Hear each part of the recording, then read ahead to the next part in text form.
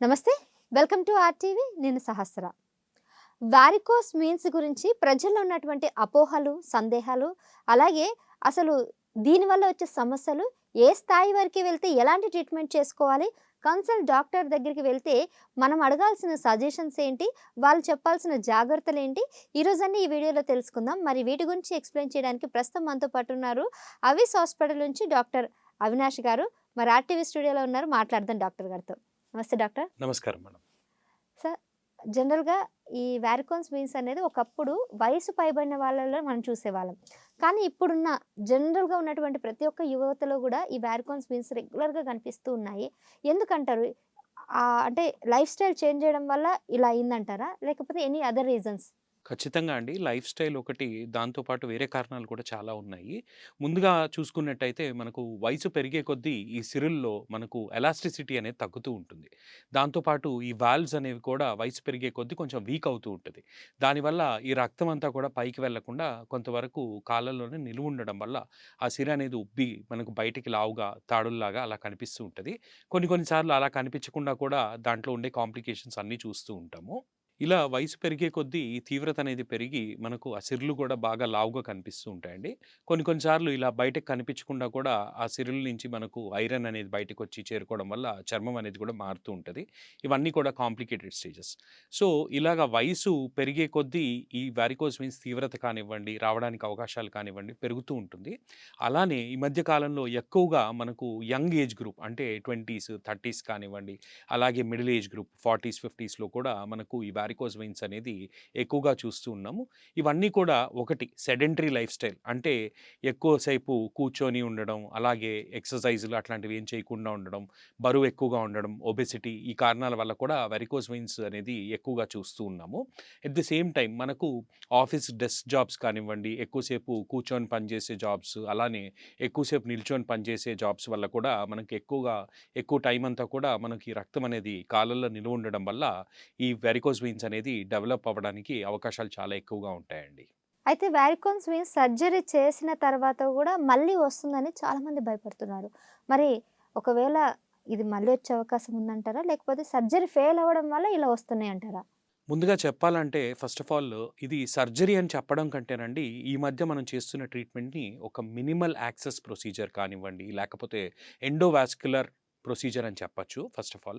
ఇంకొకటి మనం గుర్తుపెట్టుకోవాల్సింది ఏంటంటే, మన మెడికల్ ఫీల్డ్‌లో ఏ ప్రాబ్లమ్ ఉన్నా కానివ్వండి, దానికి వైద్యం అనేది చేసిన తర్వాత మళ్ళా రావడానికి అవకాశాలు కొంతవరకు ఉంటాయండి.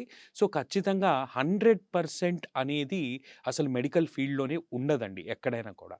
చాలా మటుకు మనకు తీవ్రత ఎక్కువున్నా కానివ్వండి, అలాగే నెగ్లెక్ట్ చేసి మనకు లేటర్ స్టేజెస్‌లో వస్తూ ఉంటారు. అలాంటి పేషెంట్స్‌లో కూడా మళ్ళా తిరిగి రావడానికి అవకాశాలు ఖచ్చితంగా ఉంటాయండి.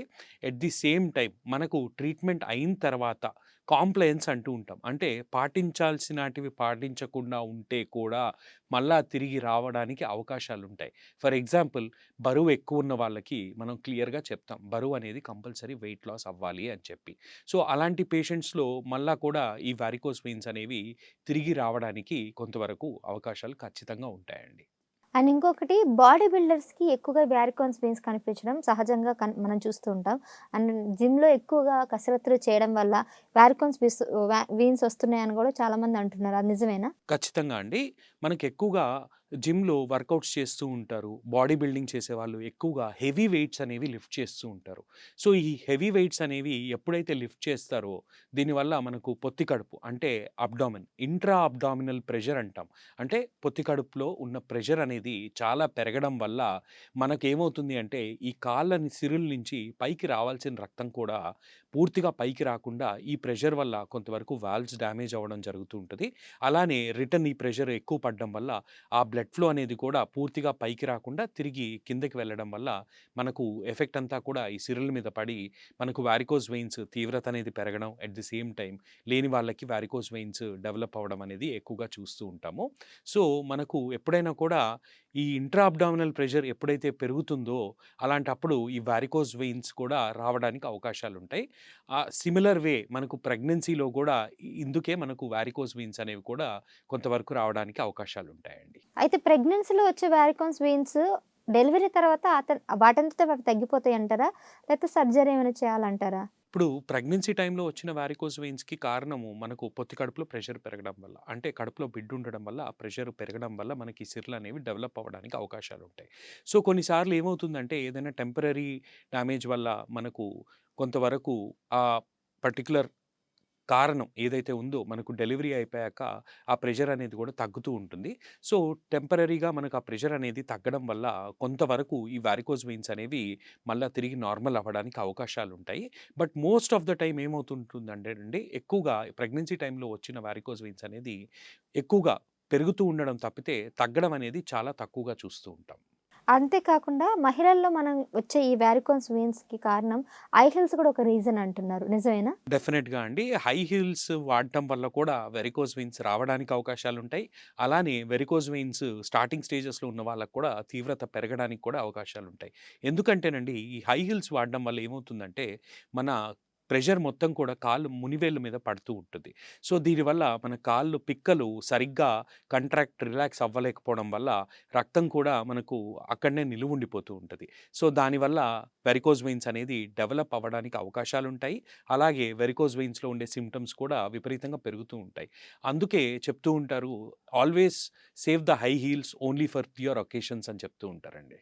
Right doctor. చాలా విషయాలు తెలియజేశారు. సో, నాకున్న డౌట్స్‌తో పాటు మా ప్రేక్షకులకున్న డౌట్స్ కూడా మీ ద్వారా మాకు ఈరోజు అన్నీ కూడా క్లియర్ అయ్యాయి అనుకుంటున్నాను. సో, వెల్ అండి ఇది డాక్టర్ అవినాష్ గారు అన్ని చెప్పిన విషయాలు వారికోస్ వెయిన్స్ మీద. మీకు ఇంక ఎటువంటి సందేహాలున్నా కూడా డెఫినిట్‌గా కింద కామెంట్ సెక్షన్‌లో అడగండి. డాక్టర్ గారితో మరో వీడియోలో మళ్ళీ కలుద్దాం. చూస్తూనే ఉండండి ఆర్టీవీ. నమస్కారం.